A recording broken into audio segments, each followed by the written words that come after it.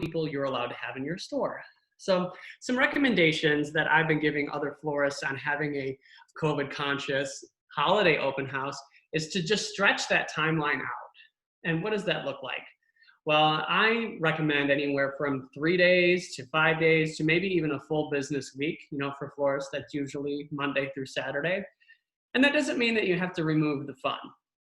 So by communicating with your customers and your guests that they can come during this stretched out time period and they can still enjoy the same fun that they would have during your regular open house, it gives people more time and it gives people space to come and see your retail store, your establishment, or maybe it's even just a pop-up for the holiday, which is typically something that I would do. So that's one suggestion. Another thing is to provide some kind of activity. And that's kind of a segue into another piece of this program tonight, which is called experiential retail. And if you're not familiar with the phrase experiential retail, essentially what that means is you're supplying your customer with something that goes beyond a product purchase. A great comparison for it is you can go to the grocery store and buy a bottle of wine, but you don't really expect to be able to sample the wines before you buy them. You would go to a winery to do that. And by then, you would have an experiential retail experience. So you are being able to sample the wines, and then you end up making a purchase based on your experience through tasting. Well, florists, greenhouses, plant stores, we can all capitalize on this in the same fashion by offering some kind of experience to our guests. Now, experiences can be in all sorts of forms. Basically, it just excites more than one sense, and it encourages more interaction between you, the host, and them, the guest. So it engages them, it makes them trust you as a retailer, as a resource, and it makes them want to come back. It builds this kind of like alliance between your customer. It's a really cool thing. Now, the most popular way of doing this is what I like to call a botanical bar installation. Now, I call it a botanical bar installation because I've now grown to do many different types of installations like this. Sometimes they're succulents, sometimes it's a plant bar, sometimes it's a terrarium bar, sometimes it's a fresh flower bar, perhaps it's a dried flower bar. In fact, just this past weekend, I don't know if anybody in here follows me on social media, but please do, because I'm always accessible if you have questions on anything. I'm a great resource, share everything, just like Rod said. But I did a dried flower botanical bar pop-up here in northern Michigan. It was very, very successful. I sold through almost all of my entire inventory. And I had a lot of fun. It was great. So I used the word botanical bar as kind of a blanket term for some kind of experiential retail installation. Now, there could be a few different ways that you can approach a botanical bar in your space. And the 3 different ways that I like to outline is a la carte. So that means you're offering your materials for sale by the piece. And that would be by the container, by the plant, by the decoration, and then by all the media, all separately. You could approach them by the project. So maybe if I choose a particular size container or vase, that project has its own price and it includes a certain amount of materials. And then there's also what I like to call kit-based. So there are certain kits that are available that come with different media. So decorative media, media to build your system, and then all you have to do is add the live goods. So a few different ways to approach it, a few different ways to price it. And then a botanical bar itself can be holiday-ized, which we're going to talk about, but it also can be one of 2 things. It can be a pop-up or it can be a fixed installation. So some people might do this as a pop-up seasonally, where it's a spring activity or a summer activity. Some may do it just for an event, like a holiday open house, perhaps. And maybe it's a week-long event where people can come in and that's the activity. They can build their own terrarium system. Or perhaps it becomes a permanent installation in your establishment. And it's something that you can replenish, and that also builds relationships with your customers because, trust me, it's addicting, and they come back and they keep spending money. It's pretty cool. So let's talk about how we can holiday-ize our botanical bars. So some obvious things that are in a botanical bar are containers, and whether that be terrarium containers or planters for people to pot up. There's also different kinds of plants and decorative materials. So the easiest way to holiday-ize a botanical bar is to add materials that go with the holiday. For example, mosses, Now, most of the moss that I have in any given botanical bar is some kind of reindeer moss, sheep moss, forest moss, and it's all comes in green, right? That's easy. But you can add in natural or white, bleached cherry red, and really bring some holiday colors into your botanical bar offering when it comes to decorations. Easy way number one. Next is plant material. So people are comfortable with different types of plants in their store. Small plants can be challenging because they need attention more than larger plants. That's why I think succulents are always a great segue into the world of botanical bars. Now, when it comes to holiday time, there's a few different things that you can offer for building holiday terrariums. Look at these tiny little lemon cypress. So adorable. And something like this can easily be planted in a small terrarium. We're all familiar with the frosty fern. Has the white tips on it. This does great in a tropical or temperate terrarium. Same with the ever classic Norfolk pine, which can be decorated and come in much smaller sizes than this as well for small terrariums. Also consider the miniature poinsettias. They are a really hot item around the holiday time just as a gift, but in a terrarium, so adorable. Additionally, tillandsia. I like to buy the kind that almost look like little pine needles. Any of these can be added to a terrarium to give a really festive holiday look. These types of terrariums are popular as hostess gifts if you're on your way to a party. They're great for kids to build for their teachers as teachers' gifts. The price point is just right for a coworker gift, somebody going to a holiday open house or a holiday party for work. So there's lots of application here. An additional way to holiday-ize a botanical bar is getting creative. A lot of us have gotten really creative this year. Trust me, I know. Let's talk about some other decorative elements. Mini pine cones. These are too cute. We can also add something like little presents. Adorable. How about some snow? Okay, you got me. It's not snow. It's not salt. It's white sand. Easy addition there. Miniature ornaments. I mean, come on, that's precious. And then there's always your drainage stone or any other thing that falls within the color scheme of the holidays. Really easy stuff here. Now, these decorative materials can be picked up anywhere. Craft stores or hobby stores, things like that, and the margin can be pretty awesome. So maybe you pay $5 for a box of presents, but because you're offering an experience, you sell them for $1 a piece. Crazy margin. Think about that. We'll come back to margins in a little bit. Now, with all of this out here, talking about botanical bars, terrarium bars in particular, what I want to recommend is something new that we've come up with. A lot of people love the idea of a botanical bar, and they want to do it as an installation in their store, or they want to do it as a pop-up during the holiday, but they're just not quite sure how. All the pieces are there, but something's missing. So this is the cool part. I was able to work with Syndicate, and we came up with something that would give retailers the education that they need to produce something like what's behind me in my own botanical bar. So essentially what this is, it's a digital assets kit that you can purchase that provides you with all of the digital materials that you need for a botanical bar, which I will review with here, and also some videos to show you as well. So I'm going to share my screen just to show you some of the digital assets and then talk about some of the printable assets that you can acquire as well.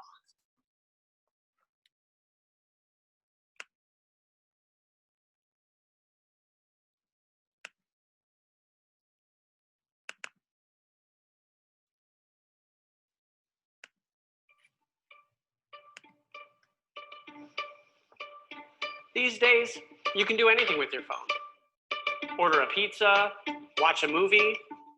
So if I can have my groceries delivered with an app on my phone, why would I need to go into a store to buy a plant?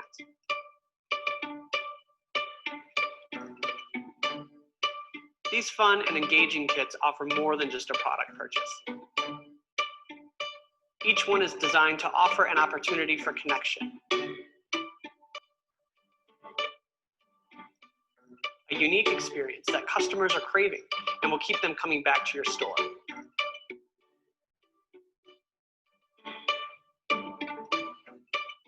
Whether for a workshop series,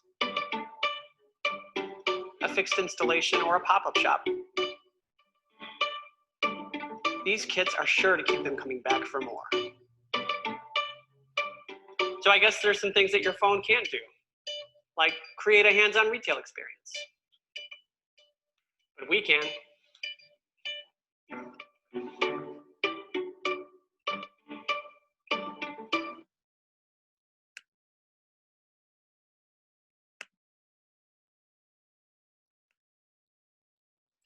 So there's a look into what this is. I mentioned in the description of this workshop that I'd be giving you some turnkey solutions. And that's what I'm going to share with you today. The biggest hurdle that florists and other retailers have come across is how do I put something like this together? I'm not quite sure. Well, a lot of florists have brought me to their stores to actually install a botanical bar for them. And I actually really enjoy doing that. In the days of COVID, it's quite different. So instead, we prepared some digital resources for you that come in this kit.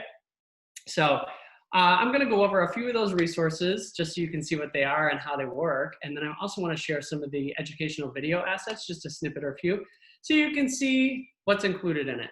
Now, some things to consider when setting up a terrarium bar or a botanical bar is pricing. So included in this kit are tent cards for pricing, which looks something like this.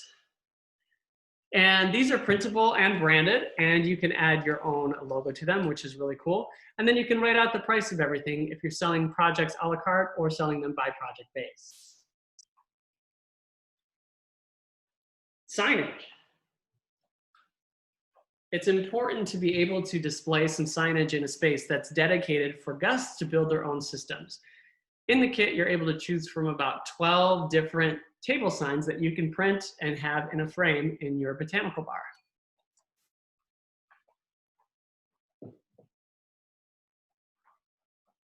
In addition to that, if you're working with a la carte materials, guests need a way to keep track of what they're using.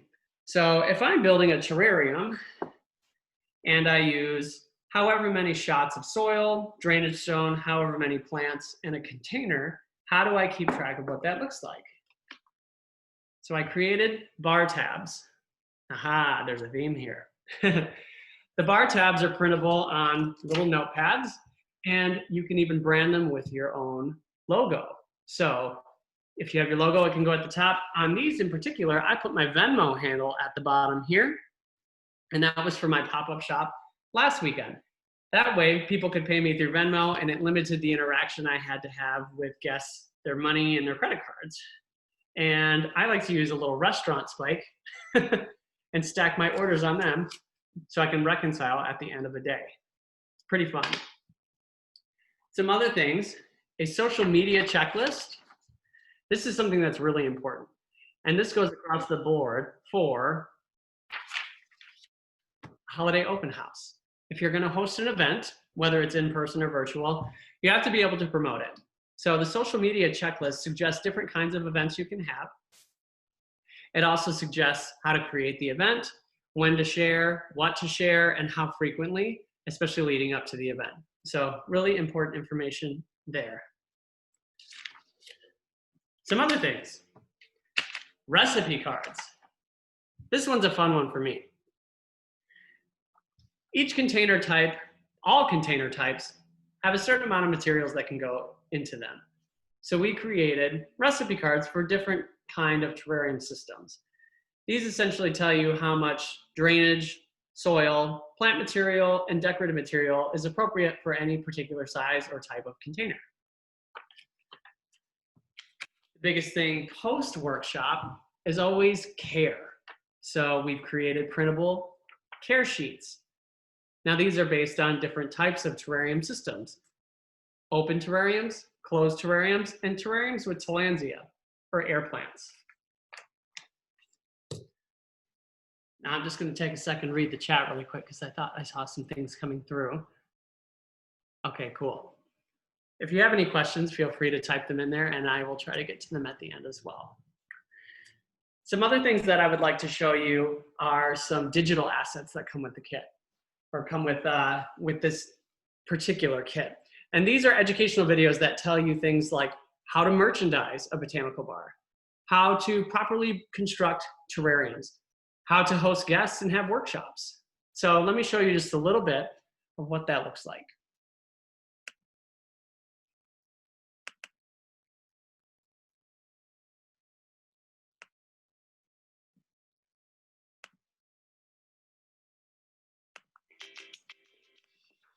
Closed systems are systems that have a lid and create a humid environment.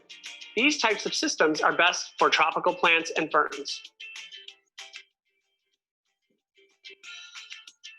Open terrarium systems are systems that don't have a lid and create an arid environment. Most plants do very well in open terrariums, yet they take a little bit more care and maintenance. Also included in your kit are some novelty pieces. Small plants do very well in a plant amp, and they don't need any extra decoration or media.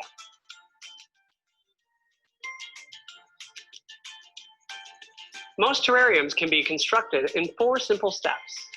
You'll start with a drainage layer, then soil mix, plant your plants, and then decorate the soil surface. Let's get started. For the first step, I'm going to start with my drainage layer.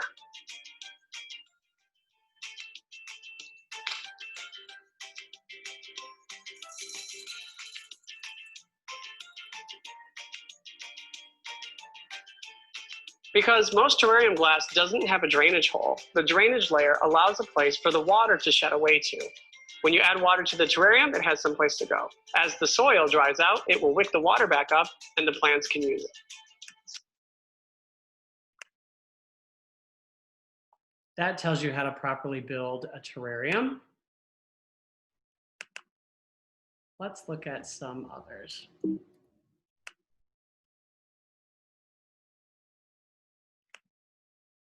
There we go. Merchandising and hosting. Hi, I'm Derek Woodruff, and welcome to Pop Up and Plant. Today, we're going to talk about your botanical bar.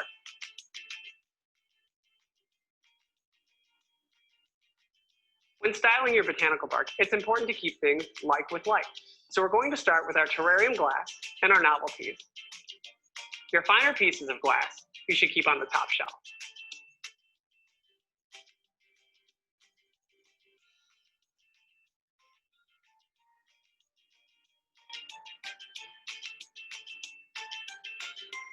These pieces are going to be of a higher price point because they require more live goods to finish. Next, we'll style our mid-range projects.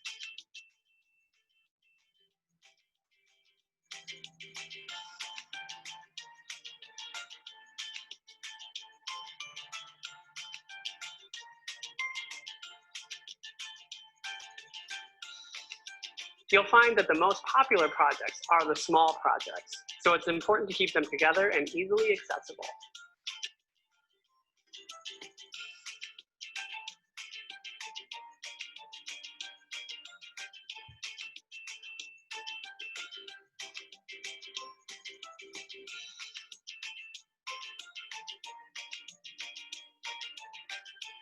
Next comes the novelty containers. These unique pieces benefit from being styled.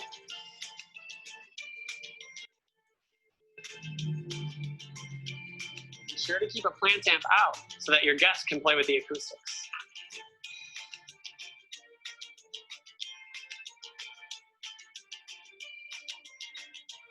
Also, make sure to have some of your containers styled so that they can see the product potential. Drainage stone and soil mix are essential elements in the botanical bar experience, so be sure to highlight them in your display.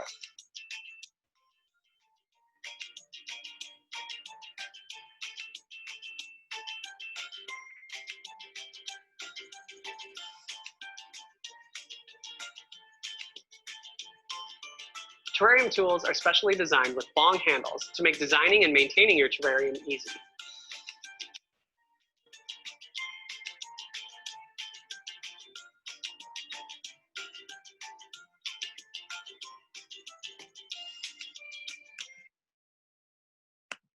And that kind of leads us into hosting. And on that topic, in my particular space right here, I have this set up as a fully accessible botanical bar. Now, my studio I don't typically use for retail. My studio is used for filming floral design videos, packing boxes that go out with flowers, and shipping out of here. I also share the loft in my studio with a boudoir photographer. So there has a lot of use in this space, a lot of different uses. Around the holiday times, we do like to welcome people into the studio for an open house. And this is how I might engage my consumers, by setting up my own botanical bar, welcoming guests and engaging them in a workshop format. Some other things that I love. Derek, it's Rod here. Can I jump in real quick? I've got a question. Yeah. Jeanette is asking, do you recommend a certain soil when you do your bars? Is there several you sell depending on the plant used? What plant mixes do you use? Do you mix them yourselves or do you buy them mixed? So three questions there. Three questions there. A few very specific questions, but very good questions. In the botanical bar, I typically keep it as a potting soil mix, something generic. Different plant types do favor different plant potting soil mixes. However, in a system such as small as a terrarium, as long as you're giving it proper care, generally they can all have the same type of soil. Now, there are a couple different ways to sell soil in a botanical bar. One, you can just sell very small bags of it, and people can typically get a couple of terrarium projects out of this if they're small.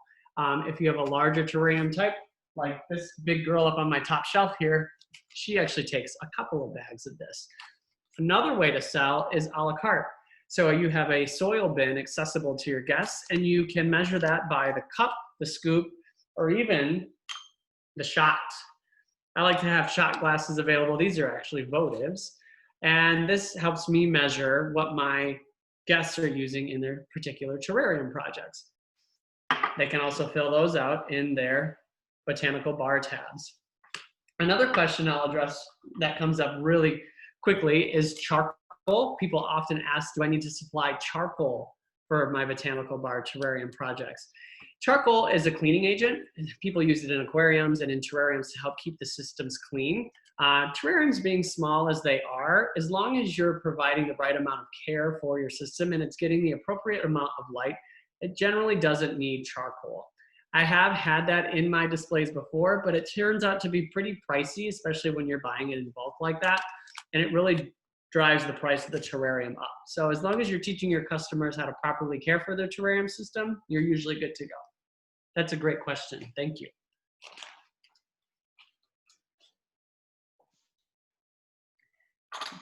By the way, the votive shot glasses, these are great. These are probably something that you already have laying around your shop. In fact, a lot of what I have in here is probably stuff that you have laying around your shop. Your jarred jars, lots of different terrarium types of containers.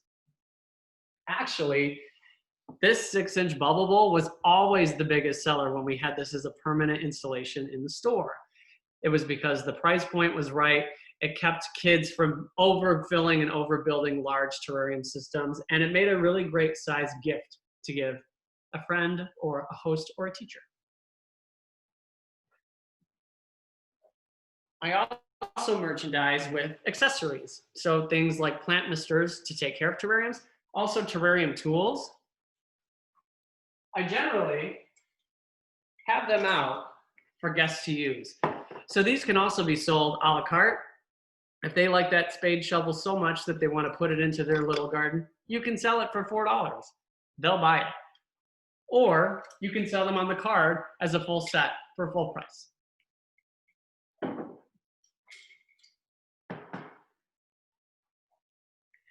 So in addition to building terrariums, hosting guests, some people just don't want to manage what it takes in a botanical bar.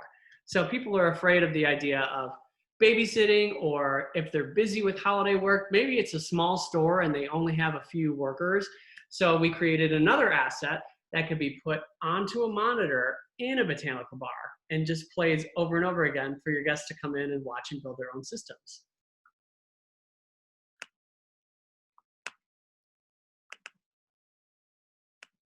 And that looks like this.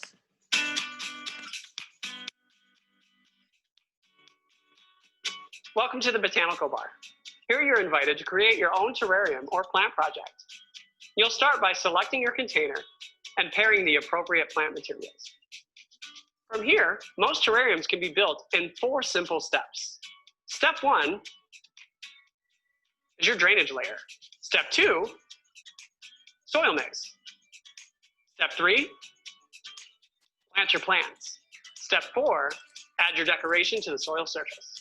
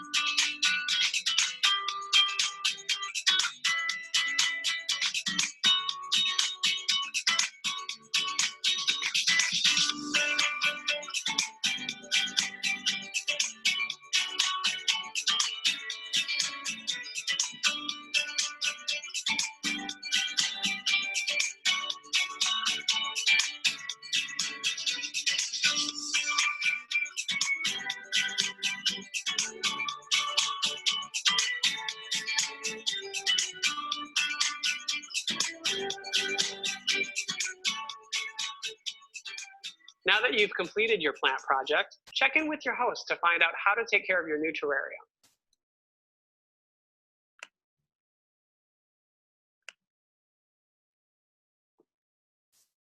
Now, if you decide that you want to have that video playing in your store, you may get really sick of my voice. But I found that this 4-method step is a really good way to encourage people to build their own systems. I also like to have a terrarium system planted up and on the table where people can work. Something as some sort of a visual, because even when you train them on these cues, they tend to forget by the time they get to actually building the system. So the video helps. The visual of the actual terrarium helps as well. Now, I know I've dumped a lot on you about botanical bars tonight, so I'm going to move on from that. If you have any questions about that, feel free to send them in the chat, and I can answer your questions at the end of the program. Next part I'm going to move on to is engaging holiday workshops. So workshops, as I mentioned in the beginning, are another type of business that I do frequently. I do them as holiday office parties. I do them here in the studio for family groups, for all different kinds of occasions. I expect this year is going to be quite a different year. If anybody, I'm willing to share this, so I'm going to put this out there. My website, derekthebartender.com, if you want to visit that, it has a full menu of different projects that consumers can choose from when it comes to some kind of hands-on workshop.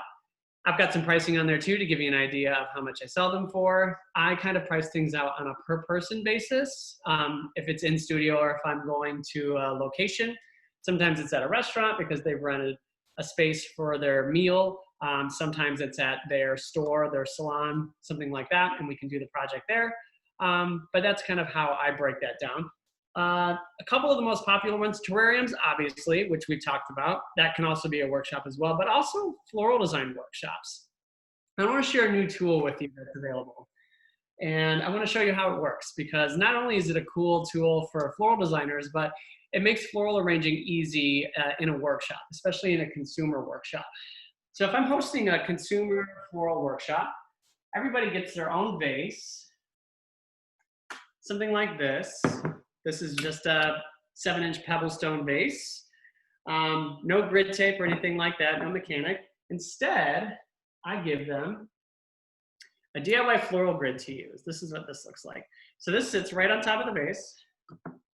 They also get some kind of cutting tool, not a knife. Do not give a consumer a knife. A pair of trimmers is best. I actually keep a stock of what you would use to trim small plants. Something like that works very well for this type of workshop. And then everybody gets a bouquet. And let's talk about the ingredients because that's always important. So the arrangement has to be approachable. So I like to provide a certain amount of different ingredients. I like to provide a generous amount of greenery, a few focal flowers, like so. I like to provide them with some things that they might not know what it is. Some people don't know what thistle is. Definitely not safari sunset. It keeps them interested in the floral material and it kind of puts me as the expert, which that's what we're trying to convey, right? Now, I also like to give them something that they don't expect. Maybe a little dried flower bundle to go with this as well. So when hosting a live workshop with consumers, you want to make sure that everybody has the same materials and that they all pretty much look the same. That's really important. You don't want your guests comparing their ingredients to the person next to them, especially after a few glasses of wine. Another tip is I like to process all of the flowers for them. You can add this step in and have them process their own flowers and kind of teach them about that. It just depends on how much time you have with your customers. So that's a way to shave off some time. But if you have the time to fill, you can teach them how to process flowers. This gives them a new respect for what we do as professionals. I'm not going to take my grid down. I'm just going to set it on top of the vase, just like this. And I always tell my guests to get started with a few stems of greenery. I mentioned that they should crisscross their stems as they work. I've got some different evergreens in here, some eucalyptus, something to create a really true holiday bouquet. Now, what I love about this vase in particular is that it can also be used as a lantern when it's done. Because of the type of vase this is, you put a candle in it, it looks beautiful. Crisscrossing my stems, I also got some fun tropicals in here. I always love to mix tropical foliage with temperate foliage and even evergreens. One, it helps fill out the arrangement, but also Hitomi Gilliam has taught us about tropical nouveau, the trend of mixing these materials together in flowers. Also fun to do in greens.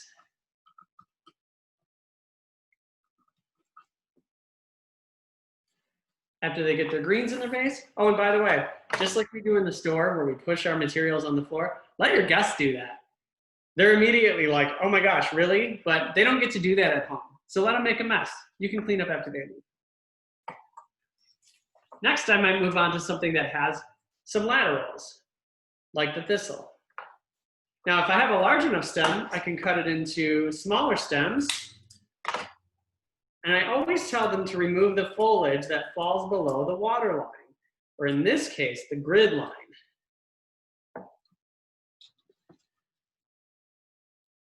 With their ingredients, I tell them to space them out within the arrangement, usually working in odd numbers to help bring them balance.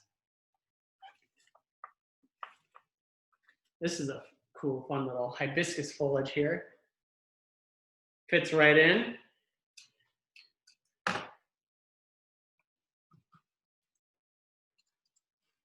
Really adds that richness to the design.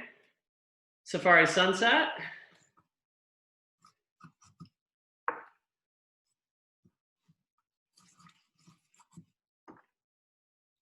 I also teach them about measuring their stems.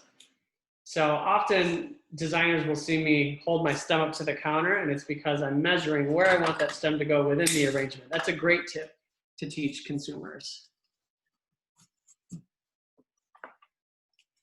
You can also tell them why it's important to remove all the foliage from below the waterline. You can talk about flower nutrients and why it's important to use them and use them properly to get the longest life out of your flowers. Definitely make sure to tell them to change the water on a regular basis. If somebody is in attendance at a workshop, it's usually because they really want to learn about what it is that we do as professionals. Hey, Derek, can I interrupt real quick? Sure thing. We have a question here from Linda Boardman. She's asking if any of our wholesalers carry your grid, or how can we get them? Oh, that is a very excellent question. I will actually, at the very end, touch on where these resources are available. Now, we have some beautiful burgundy dahlias. I totally understand that these might not be the flowers that you're selecting for your workshops at the time, being that it's December, but just keep in mind it's important to provide some statement flowers. I always like to use hydrangea. I love carnations, they're my favorite flower, but also mix in some fun stuff that they don't know what it is. Get my last few dahlias in here. And then we're going to add in this little dried bundle here. This is almost like a little extra treat. This was one of the most popular items at my pop-up shop last weekend. With something like this doesn't necessarily have to be in the water. So I'm not worried about its placement in the vase, but more so just about it staying within the design.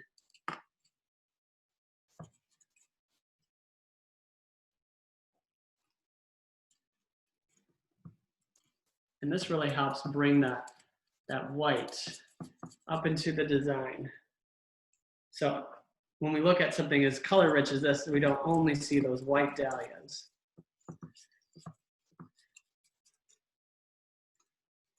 And then at the end of the workshop, all they have to do is separate their grid and remove it from their arrangement. So this is a really, really fun tool for production for flower shops, but also a very handy tool for a consumer workshop.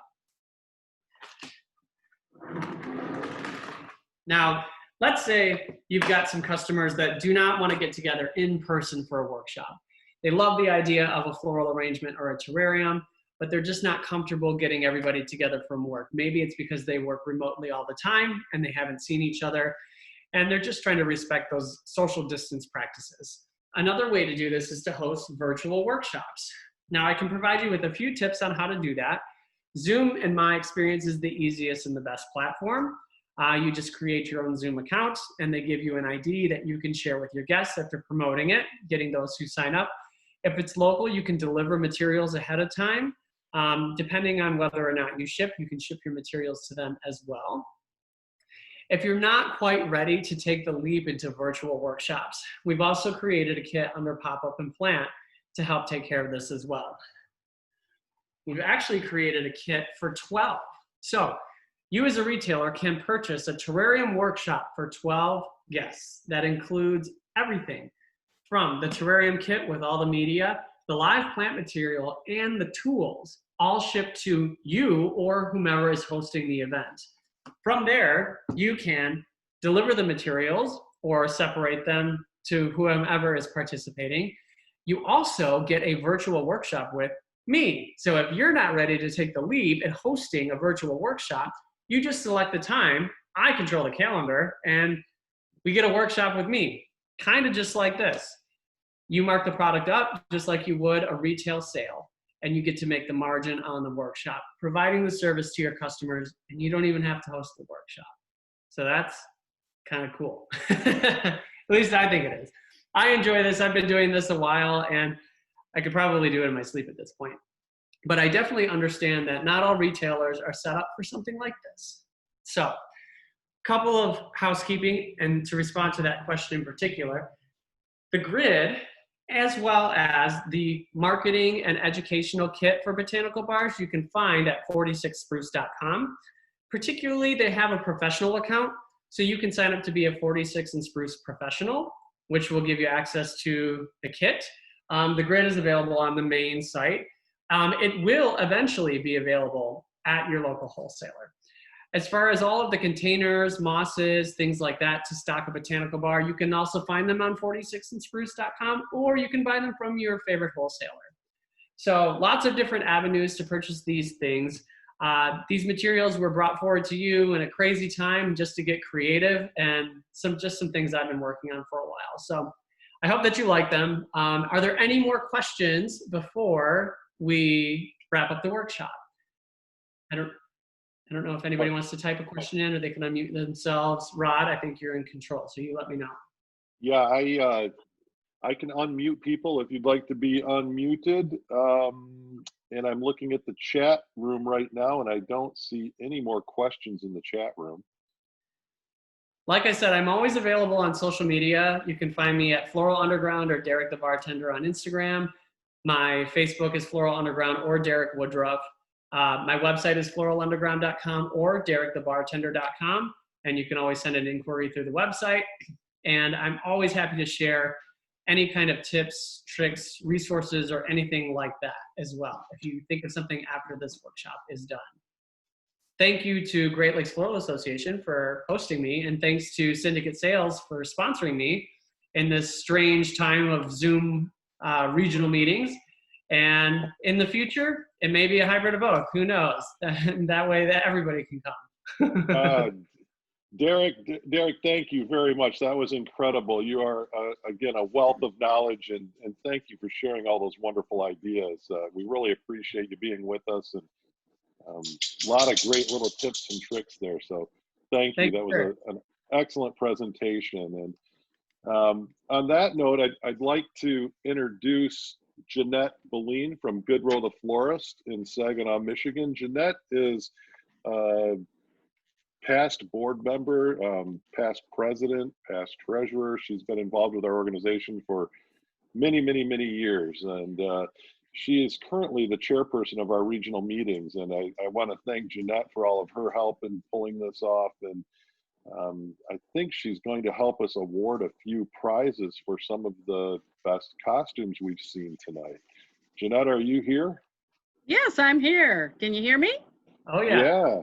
Okay. First of all, thanks, Derek. What a great program. What a lot of ideas you have shared with us. A whole different way of looking at things, and it was fabulous. I loved it. Thank you very much. And I just wanted to thank, shout out to Syndicate Sales for sponsoring Derek and having all these great and wonderful new ideas coming down the pipe for us. And if you happen to have a Syndicate Sales rep or go to your wholesaler, please, please be sure to thank them for sponsoring this program and sponsoring Derek tonight. And they are dedicated to continuing education, just like the Great Lakes Floral Association is, and we hope you enjoyed it. Now, we've been looking at all these cool costumes out there, and we have some winners. We're going to start with honorable mention, and we're going to say Mr. Keith Crittenton, retired, is getting an honorable mention tonight. Thank you, Keith, for being with us here tonight. Third place is going to get 12 DIY grids, and that person is Stephanie Rutherford. Yay, Stephanie! Love the pink hair. Okay, second place is going to get 1 case of plant amps, and that goes to Joe Whitehouse. Yes, I love the outfit. This is so cool. I love it. And first place, here we go, everybody drum roll. First place is going to Jeremy Retker. Jeremy, love it.